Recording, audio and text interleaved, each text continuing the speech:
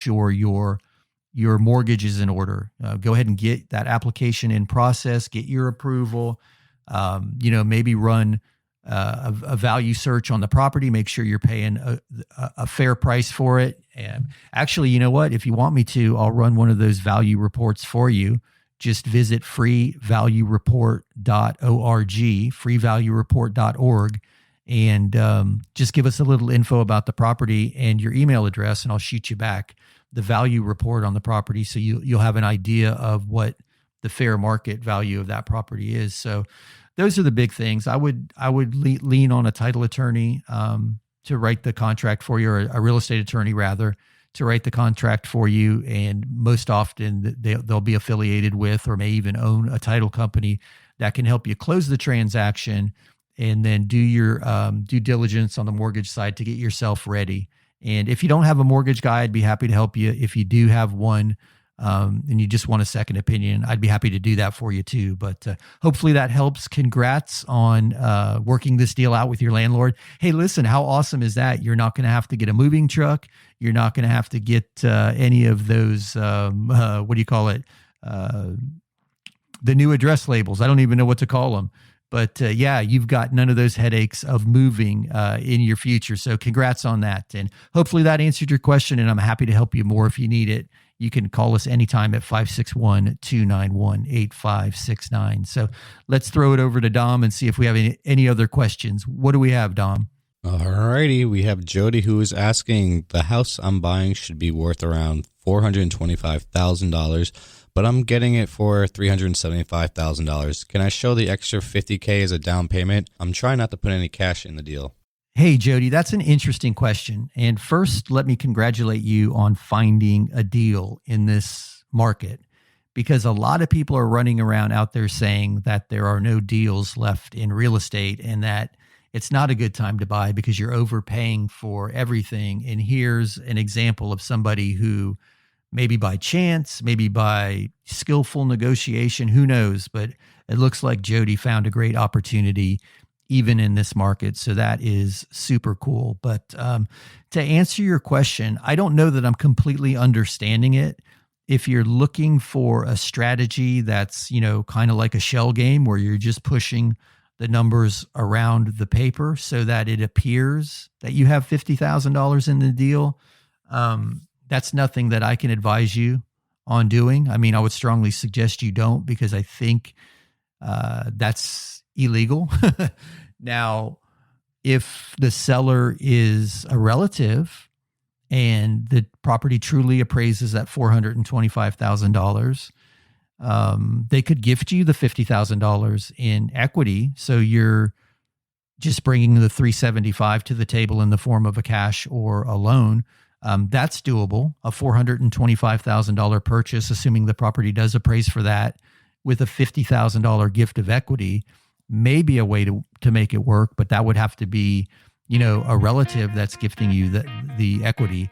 But as far as just kind of pulling that old, I don't want to imply that you're trying to do anything illegal, because I understand the logic behind the question, but I don't know of a legal way to do that outside of, as I described, with the gift of equity strategy. So hopefully that helps. If you have further questions on that, just hit us on the Anytime hotline, 561-291-8569. And you hear the music. We're heading into a break. We'll be back in 2 minutes.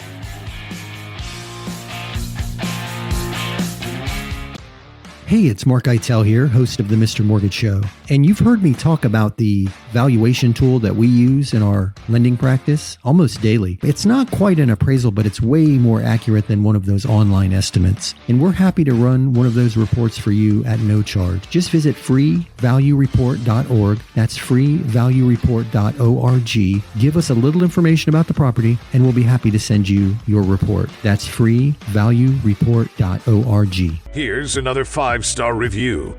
As a realtor, I have a bunch of mortgage brokers to choose from, but I prefer to work with Mark and his Mr. Mortgage team. In this crazy market, there is no room for error, especially on the mortgage side. Mark's team moves fast, keeps everybody in the loop, and makes things happen. They always give my clients a great deal and take the time to walk them through every step of the process. When you're considering a lender, I encourage you to talk to Mark-eitel and the Mr. Mortgage team. Hey, it's mark-eitel, host of the Mr. Mortgage Show. You hear me all the time talking about the need to have the very best team representing you in a real estate transaction. And that starts with a really great agent. If you've got a great agent, that's awesome. But if you don't, check out www.reallyGreatAgents.com. There you'll find the best of the best, regardless of the city they work in or the brokerage they work for. www.reallyGreatAgents.com. www.reallyGreatAgents.com. Are inflation and everyday expenses eating into your retirement income? Maybe you've considered a reverse mortgage and have unanswered questions like, do I still own my property? Can the bank kick me out? What happens when I die? Can I still leave my house to my kids? These are all great questions. Visit www.moreaboutreverse.com to learn more. That's www.moreaboutreverse.com. www.moreaboutreverse.com. Welcome back to the Mr. Mortgage Show. Call us now, 561-291-8569.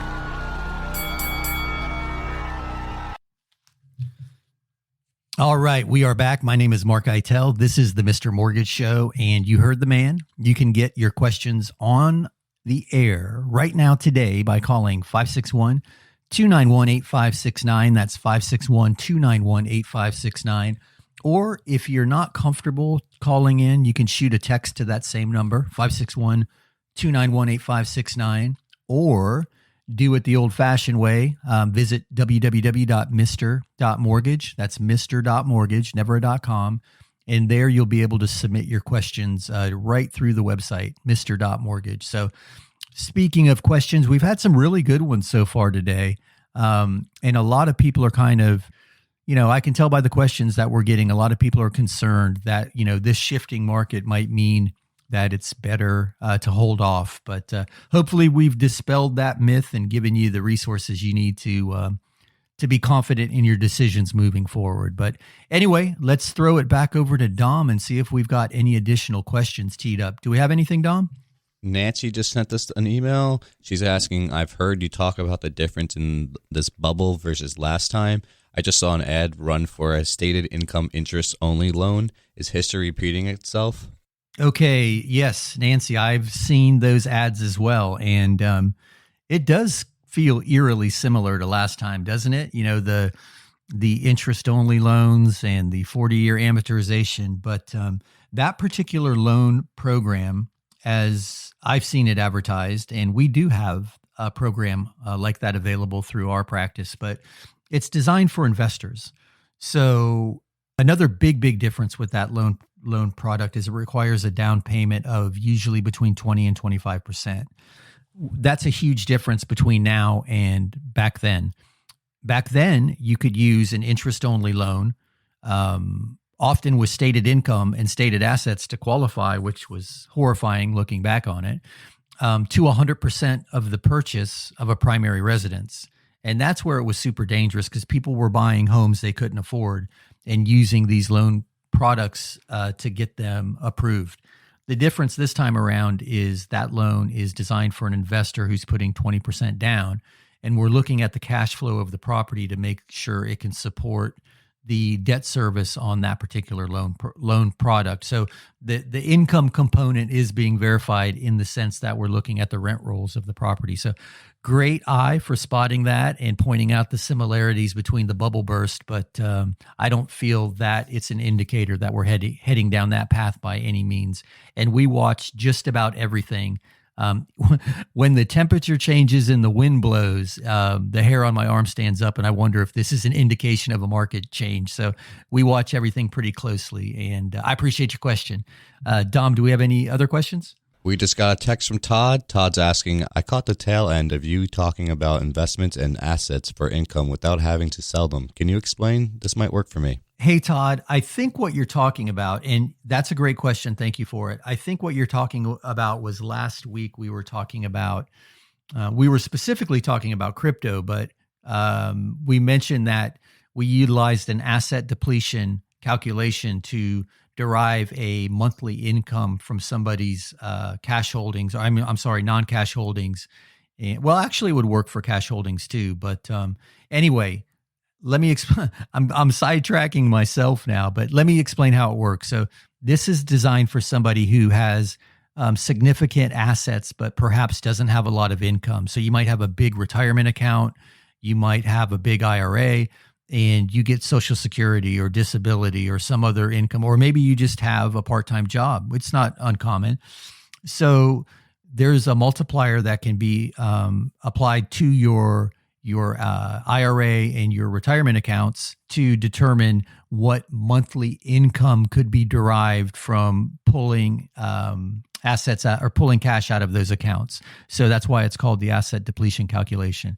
You don't have to pull the money out. We just say, okay, he's got X amount of dollars, and that means, he could have a monthly income of Y derived from pulling money out monthly. So hopefully that helps. It's a wonderful opportunity for people who are retired or have other forms of income, but have significant assets that they can utilize as the assets necessary to use that depletion model. So I know that's not a very clear question because I need a little more information. I'd love to talk to you in detail about it and encourage you to give us a shout. 561-291-8569 is the Anytime hotline. So hopefully that helps. The really cool part about that is you don't have to withdraw your money from your accounts to make that work. So there's some other strategies around that too, where you can set up distributions, and that can qualify you also. Sometimes that's advantageous, but I'm happy to walk you through the details regarding that strategy.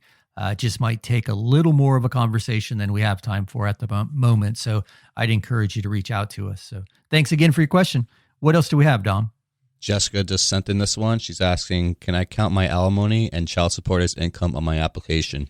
Okay, Jessica, the good news is yes, you can. Here's the caveat. We need to be able to look back 2 years. So we need to verify that you've received it for the last 2 years, and that through the marital settlement agreement, we're able to confirm that you will receive it for the next 3 years. So looking back 2 and looking forward 3 years, if we're able to confirm that that income is going to remain in place and has been paid on time in accordance with the MSA, for the last 2 years, then yes, you can use that. Absolutely. Make sure that that's getting recorded by being deposited in your account. We had a situation, and this is a real situation, where the husband was paying the alimony in cash, and we were not able to verify that. So confirm through your MSA, or I'm sorry. So we will confirm by looking through your marital settlement agreement that the amounts and the timelines of the required payments, and then confirm that you've received them for 2 years and that you will receive them for the next 3. And then he would have had to pay them on time.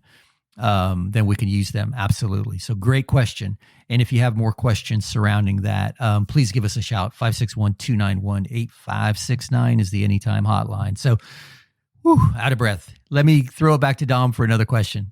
Tammy emailed us this. She's asking, we've been thinking of doing a refinance so we can remodel the house. Can we pay off some bills at the same time? Hey, Tammy, thank you for your question. Yes, you can pull cash out and pay debt off, and then also use that cash for your remodel. There's no restrictions on that. You can do it in the same cash out refinance. So where there may be a little confusion, a few shows ago, I was talking about a loan program that was designed for like a major remodel, where you're putting a big addition on your house, and that particular loan works almost like a construction to perm loan, where you're refinancing your mortgage position, but you're also paying out your contractors as your project is going on. That one's a little more complicated.